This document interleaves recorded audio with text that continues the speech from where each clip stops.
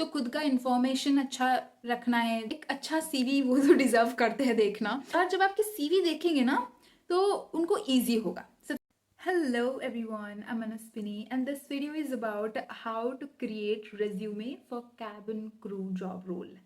So पहले मैं आपको बता दूं रेज्यूमे हमें कब ज़रूरत होता है। रेज्यूमे हमें ज़रूरत होता है जब हम ऑनलाइन अप्लाई करते हैं कैबिन क्रू जॉब रोल के लिए, एंड ऑफलाइन जब हम इंटरव्यू देने जाते हैं। और दोनों के दोनों जो रेज्यूमे होता है वो थोड़ा सा डिफरेंट होता है। तो जो ऑनलाइन रिज्यूमे होता है वो बहुत ही ज़्यादा सिंपल होना चाहिए, ना कि उसमें कोई बॉक्सेस हो, साइड में कुछ लिखा है, इधर साइड में कुछ लिखा है। ज़्यादा जगलिंग नहीं होना चाहिए ऑनलाइन रिज्यूमे में, बहुत ही सिंपल और वन लाइन में होना चाहिए। बट ऑफलाइन में जो हम इंटरव्यू देने जाते हैं, जो सीवी लेके जाते हैं, वो एक मॉडर्न सीवी होना चाहिए, अट्रैक्टिव दिखना चाहिए, एकदम कलरफुल होना चाहिए। इसका मतलब ये नहीं है कि उसमें हम फूल पत्तियां बना ले।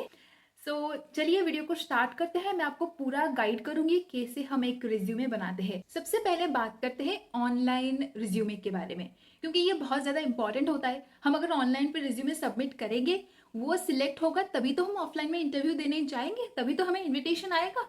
तो किसी भी एयरलाइन पे हम जब हमारा सीवी सबमिट करते हैं तो वहाँ पे एचआर नहीं बैठते आपकी सीवी देखने को, वहाँ पे एआई होता है। और वो सीवी वो एआई आपकी सीवी को स्कैन करता है। कुछ सेकंड के अंदर वो आपकी सीवी को सिलेक्ट या फिर रिजेक्ट करता है। तो उसके लिए आपका सीवी एटीएस फ्रेंडली होना चाहिए। एटीएस मतलब एप्लीकेंट ट्रैकिंग सिस्टम। सो वो एआई क्या करता है, कुछ बेसिक कीवर्ड्स देखता है आपकी सीवी में। सबसे पहले तो देखता है आपका सीवी फॉर्मल है कि नहीं। अगर फॉर्मल है देन अगेन वो बढ़ता है कि आपकी सीवी में वो कीवर्ड्स है जो कंपनी के कीवर्ड्स, मतलब वो कहाँ पे मिलेगा, जॉब डिस्क्रिप्शन। आप जब कंपनी का जॉब डिस्क्रिप्शन देखते हो, कुछ वर्ड्स लिखा होता है, we want customer friendly something लिखा होता है ना, तो ऐसे वर्ड्स आपकी सीवी में होना चाहिए। एंड देन वो देखता है आप एलिजिबल हो कि नहीं। आपकी सीवी में आप सारे एलिजिबिलिटी क्राइटेरिया मीट करते हो कि नहीं। एंड देन वो सिस्टम आपके सीवी को 5 या 10 सेकेंड स्कैन करके पता कर देता है कि आप एलिजिबल हो या फिर नहीं। देन आप पास हो जाते हो वो सिस्टम में, आप सिलेक्टेड हो जाते हो। फिर आपको आता है मेल इनविटेशन का। सो ये मैं अपने एक्सपीरियंस से बता रही हूँ। तो सबसे पहले मैंने अप्लाई किया था ऑनलाइन पे, आकाशा पे, एतिहाद पे, मैंने बहुत जगह अप्लाई किया था। और एतिहाद पे मेरी सीवी सिलेक्ट भी हुआ था इस ट्रिक को यूज़ करके, और आकाशा में भी सिलेक्ट हुआ है।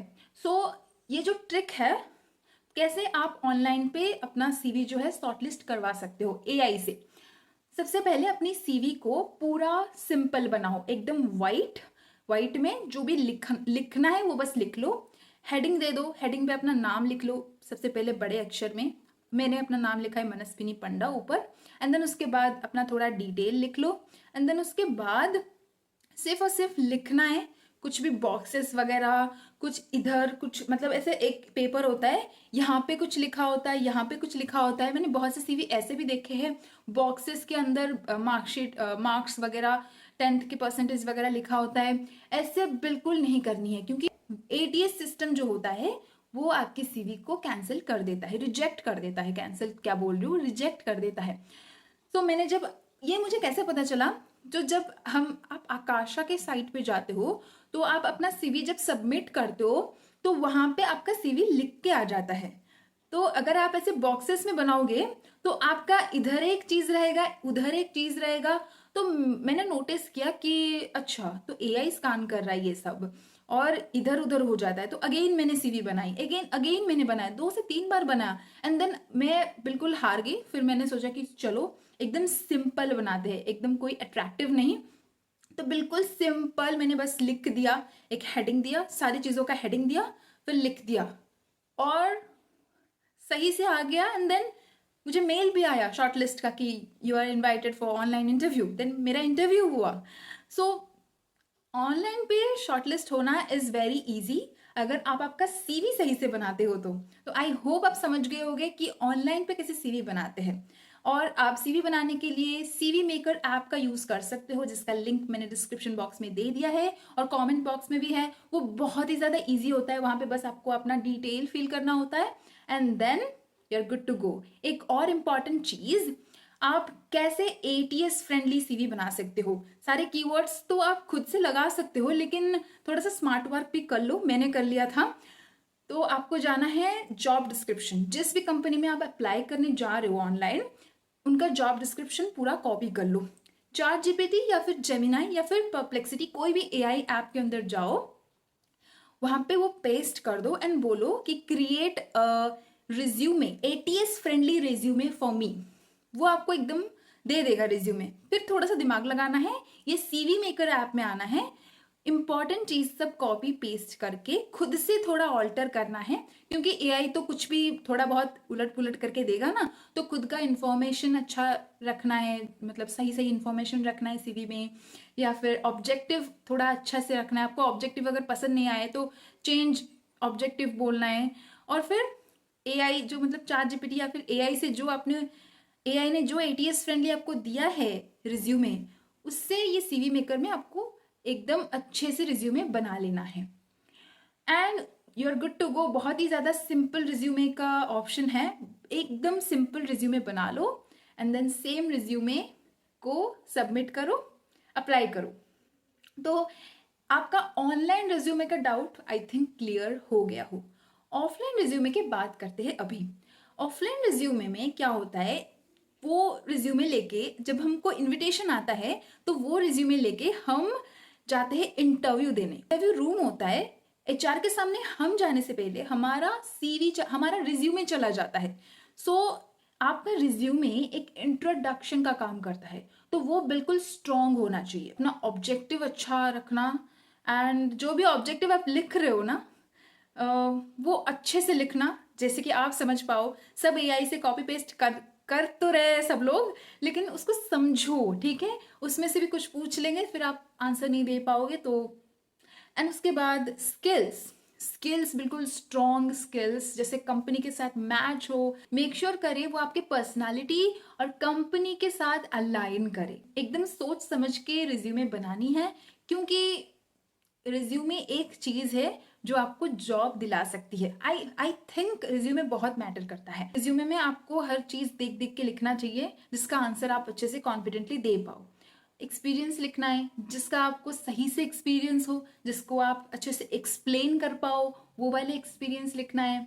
झूठ मूठ का एक्सपीरियंस लिख दोगे आप अगर नहीं बोल पाओगे उसका, तो फिर वो बहुत ही गंदा इंप्रेशन पड़ेगा। जो भी आपका अचीवमेंट्स है, अचीवमेंट्स भी अच्छे से लिखना है, क्योंकि अचीवमेंट्स आप लिख लो कि मैंने सेल्फ डिफेंस सीखा है। आपको बहुत ही मतलब ट्विस्टेड सवाल पूछेंगे कि सेल्फ डिफेंस से क्या सीखा है, और उसको सीख के तुम एयरलाइन पे क्या उसका कंट्रीब्यूशन दोगी। तो उससे उस समय ना आप घबरा जाओगे ऐसे क्वेश्चन से। तो मेंशन करो, लेकिन प्रिपेयर करके जाओ ऐसे क्वेश्चन को, तो इजी हो जाएगा। तो अपने सीवी को बहुत ज़्यादा स्ट्रांग बनाओ। तो स्किल मेंशन कर लिया।